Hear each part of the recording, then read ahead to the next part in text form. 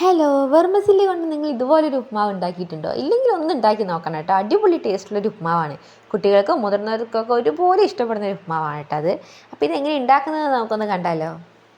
അതിന് വേണ്ടി ഞാൻ അവിടെ ഒരു പാൻ അടുപ്പത്ത് വെച്ച് അതിലേക്ക് കുറച്ച് ഓയിലോ വെളിച്ചെണ്ണയോ എന്താ വെച്ചാൽ അത് ഒഴിച്ച് കൊടുക്കാം കേട്ടോ.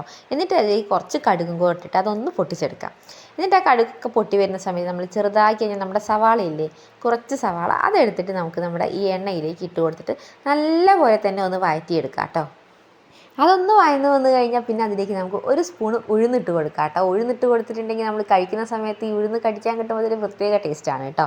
അപ്പോൾ ഉഴുന്നും കൂടെ ചേർത്ത് കൊടുത്തിട്ട് ഇത് നല്ലപോലെ ഒന്ന് മിക്സ് ചെയ്തെടുക്കുക. എന്നിട്ട് അതിന് ശേഷം അതിലേക്ക് നമ്മൾ അരിഞ്ഞ് വെച്ച് നമ്മുടെ കറിവേപ്പില അതുപോലെ തന്നെ പച്ചമുളകും ചേർത്ത് കൊടുത്തിട്ട് അതും ഒന്ന് നല്ല രീതിക്ക് തന്നെ മിക്സ് ചെയ്തെടുക്കാം കേട്ടോ. ഇനി നമ്മളിതിലേക്ക് ചേർത്ത് കൊടുക്കുന്നത് നമ്മുടെ ക്യാരറ്റാണ് കേട്ടോ. നല്ല ചെറുതാക്കി അരിഞ്ഞ ക്യാരറ്റാണ്. അതും ഇതിലേക്ക് ചേർത്ത് കൊടുത്തിട്ട് നല്ല രീതിക്ക് തന്നെ അതും ഒന്ന് മിക്സാക്കി എടുക്കുക. പിന്നെ നമ്മളിവിടെ ചേർക്കുന്നത് ഉപ്മാവ് ഉണ്ടാക്കുന്ന സേമിയ ഇല്ലേ, അത് നമുക്ക് സൂപ്പർ മാർക്കറ്റുകളിലൊക്കെ വാങ്ങാൻ കിട്ടും കേട്ടോ. ഒരുവിധം എല്ലാവിടെയും കിട്ടുന്നതാണ്. അത് നല്ല സോഫ്റ്റ് ആയിരിക്കും. അപ്പോൾ അതുകൊണ്ട് തന്നെ അധികം വേവോ കാര്യങ്ങളോ ഒന്നും ഉണ്ടാവില്ല കേട്ടോ.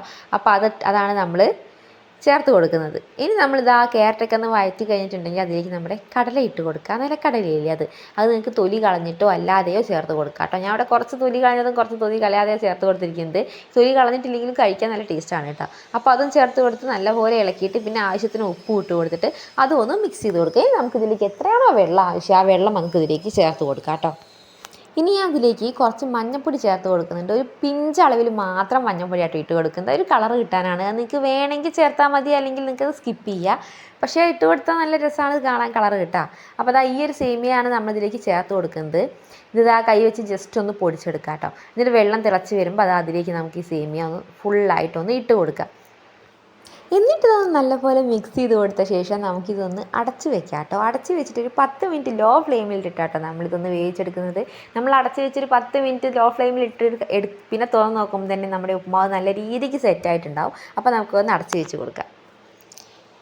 എന്നിട്ട് 10 മിനിറ്റിന് ശേഷം നമ്മളിത് തുറന്ന് നോക്കുന്നുണ്ട് കേട്ടോ. അപ്പോൾ നല്ല രീതിക്ക് തന്നെ വെള്ളമൊക്കെ വറ്റിയിട്ട് നമ്മുടെ ഉപ്മാവ് സെറ്റായി വന്നിട്ടുണ്ട്. ലോ ഫ്ലെയിമിൽ ഇട്ടതുകൊണ്ട് കരിയോ അങ്ങനെ ഒന്നും ചെയ്യില്ല കേട്ടോ.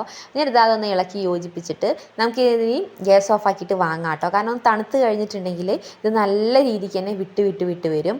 നമ്മൾ ഈ ചൂടോടെ നിൽക്കുമ്പോൾ ഈ അടുത്തടുത്ത് നിൽക്കും പോലെ അല്ല, തണുത്ത് കഴിഞ്ഞാൽ നല്ല രീതിക്ക് വിട്ട് വരും കേട്ടോ.